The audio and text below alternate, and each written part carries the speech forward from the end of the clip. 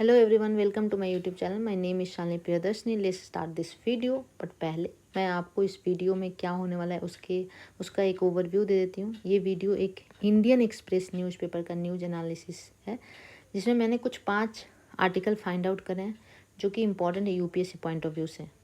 तो चलिए देखते हैं कि ये 5 आर्टिकल कौन कौन से हैं। तो ये है पहला आर्टिकल जो कि GS टू IR से रिलेटेड है और इसमें इंडिया अफ्रीका के रिलेशनशिप के बारे में बात की गई है। ये है दूसरा आर्टिकल जो कि GS टू पॉलिटी से रिलेटेड है। ये है तीसरा आर्टिकल जो कि GS टू सोशल जस्टिस से रिलेटेड है। ये है चौथा आर्टिकल जो कि GS टू सोशल जस्टिस से रिलेटेड है। इसमें एजुकेशन के बारे में बात की गई है। जो है पांचवा आर्टिकल वो है GS3 इन्वायरमेंट से रिलेटेड है। तो चलिए पहले आर्टिकल पे फोकस करते हैं। तो जो पहला आर्टिकल है वो है इंडिया अफ्रीका के रिलेशनशिप के बारे में। तो पहले देखते हैं कि इंडिया अफ्रीका का टाइज कैसे हैं। तो इंडिया का जो डिप्लोमेटिक फुटप्रिंट है अफ्रीका में वो राइज किया है रिसेंट ईयर्स में। रिसेंटली इंडिया ने कुछ 16 न्यू डिप्लोमेटिक मिशंस ओपन किए हैं। अब जो है इंडिया का मिशन जो है अफ्रीकन कंटिनेंट में 46 हो गया है, जो कि एक पॉजिटिव साइड है। दूसरा कि कोविड-19 के टाइम में इंडिया ने अफ्रीका को मेडिकल सप्लाई में असिस्ट किया था। तीसरा कि इंडिया और अफ्रीका के बीच में बहुत ही स्ट्रॉन्ग डिफेंस टाइज है। चौथा कि इंडिया के जो मिलिट्री है वो थर्ड लार्जेस्ट कंट्रीब्यूटर है पीस कीपिंग फोर्स में। और इंडिया की जो मिलिट्री फोर्स है वो ट्रेनिंग भी देती है अफ्रीकन फोर्सेस को। इंडिया ने कुछ $12.37 बिलियन का इन्वेस्टमेंट करा है इन 43 अफ्रीकन कंट्रीज़ में।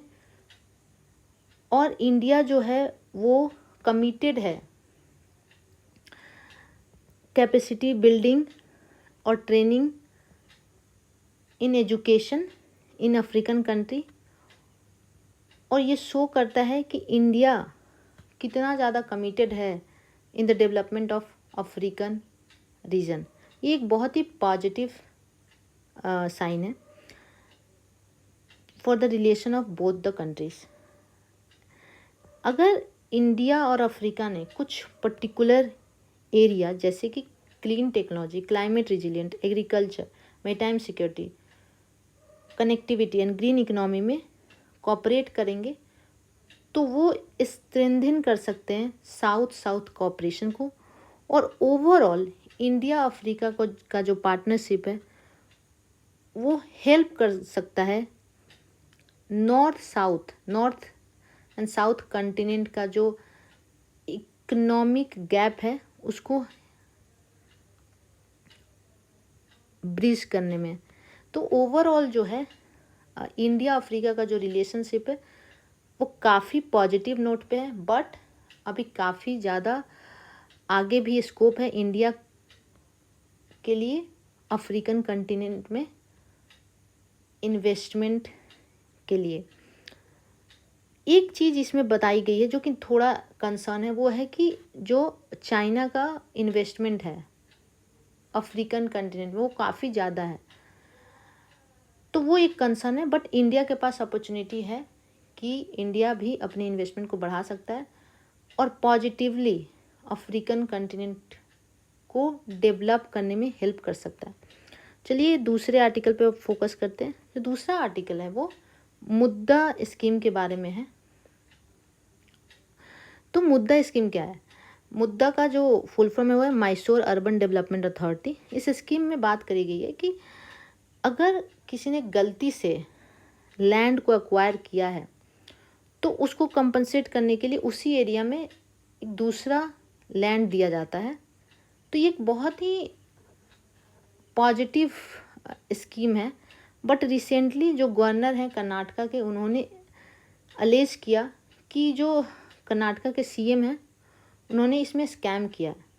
ये ओवरऑल जो न्यूज़ है वो काफ़ी पॉलिटिकल है, तो हम इस पे पूरी तरह से फोकस नहीं करते। बट हम एक क्वेश्चन पे फोकस करते हैं, वो ये है कि क्या गवर्नर जो हैं वो बाउंड हैं एड और एडवाइस के लिए काउंसिल ऑफ मिनिस्टर पे, तो उसका जो आंसर है वो है हाँ, क्योंकि आर्टिकल 163(1) के under government in normal circumstances उनको एड और एडवाइस के लिए काउंसिल ऑफ मिनिस्टर पर डिपेंड होना होता है। बट अगर काउंसिल ऑफ मिनिस्टर का डिसीजन जो है वो इरेशनल साबित हो गया in the front of court, तो जो गवर्नर का डिसीजन है वही फाइनल होगा।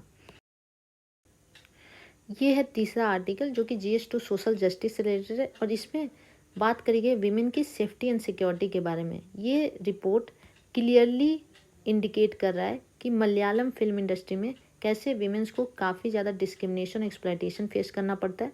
यहाँ पर एक कल्चर है सेक्सुअल हरासमेंट का, और जो सेक्सुअल हरासमेंट का रिपोर्ट भी जो है विमेन नहीं कराती हैं क्योंकि उनको डर होता है कि ये जो मेल माफिया हैं ये उनका करियर को ख़त्म कर देंगे अगर वो उनके अगेंस्ट कुछ बोलेंगी। तो जो मलयालम इंडस्ट्री वो काफ़ी मेल डोमिनेटेड है और यहाँ पे वीमेन के लिए इवन बेसिक फैसिलिटी भी अवेलेबल नहीं है, जैसे कि टॉयलेट्स और चेंजिंग रूम।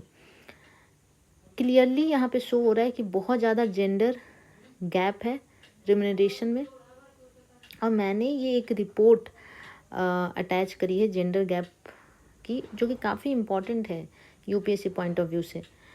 इस रिपोर्ट में बात करी गई है कि इस साल जो है इंडिया का जो रैंक है वो 129 है और जो पिछले साल 127 था। तो इस साल थोड़ा दो रैंक और ज़्यादा है, जो कि अपने आप में नेगेटिव है। इसको इम्प्रूव करने की बहुत ज़्यादा ज़रूरत है। इंडिया की बहुत ही ख़राब परफॉर्मेंस है जेंडर गैप में as compare to developed countries. ये है चौथा आर्टिकल जो कि सोशल जस्टिस से रिलेटेड है और इसमें बात करिए एजुकेशन के बारे में। ये एक डेटा है, ये गवर्नमेंट की तरफ से आई है। गवर्नमेंट ने 2023 की 10th और 12th के बोर्ड एग्ज़ाम का एनालिसिस किया है। उसमें पाया है कि स्टेट बोर्ड्स के जो स्टूडेंट्स हैं वो ज़्यादा फेल किए हैं as compare to central board के स्टूडेंट्स। इसमें जो है यूपी बोर्ड जो है उसके स्टूडेंट्स ने सबसे ज़्यादा फेल किए हैं, और इसमें ये भी बताया गया है कि जो गर्ल्स का पासिंग रेट है वो ज़्यादा है बॉयज़ से। गर्ल्स का जो पासिंग रेट है वो 51% है और बॉयज़ का 49%। और इसमें ये भी बताया गया है कि जो गर्ल्स हैं वो मोस्टली आर्ट्स स्ट्रीम के हैं एज कम्पेयर टू बॉयज़। परख जो कि एक NCERT के अंदर का बॉडी है, वो उसने रिकमेंड करा है कुछ पॉइंट्स कि कैसे हम ये जितने भी स्टेट बोर्ड्स हैं